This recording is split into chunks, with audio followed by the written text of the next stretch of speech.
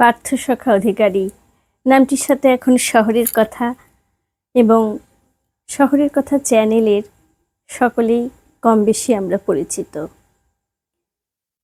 সূর্য গেল অস্তাচলে এটি একটি অন্যতম কাব্যগ্রন্থ কবি পার্থসখা অধিকারীর। তিনি একাধারে দার্শনিক, নাট্যকার, সাহিত্যিক এবং অবশ্যই অনুভূতিপ্রবণ একজন প্রতিবাদী মানুষ। আজ অপেক্ষা নামে একটি কবিতা পাঠ করব।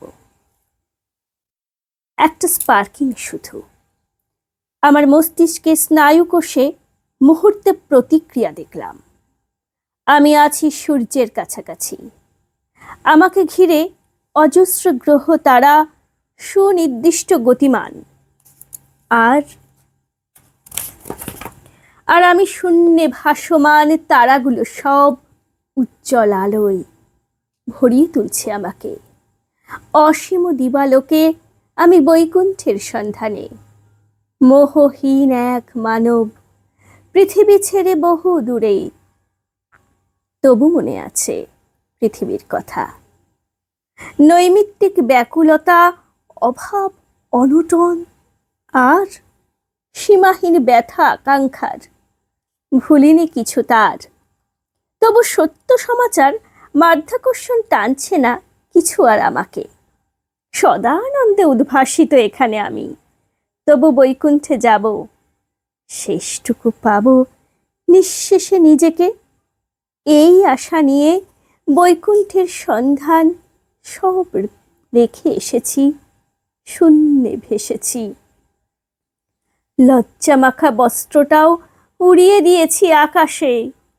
উলঙ্গ শরীরটা সঙ্গে আছে শুধু আমার আমিতে। আমিটাকে সমর্পণ করে নিঃস্ব হতে চাই এবারে। বহুদূর থেকে ভেসে আসা বাঁশি শুনি, ছন্দ তোলে নুপুর ধ্বনি। কান পাতি শিহরণে নিধু বনে কৃষ্ণ রাধা যুগল মিলনে যেন টানছে আমাকে। আমি ভেসে যাই অদৃষ্টের পথে, দৈবরথে এখনো পথেই আছি। কতটা বৈকুণ্ঠের কাছাকাছি জানা নেই কিছু, তবে সূর্য থেকে বহুদূরে তারাদের সঙ্গ ছেড়ে ছুটে চলেছে রথ। এখনো অনেক পথ হয়তো বাকি, হয়তো অনেকটা সময়ের অপেক্ষা। নমস্কার।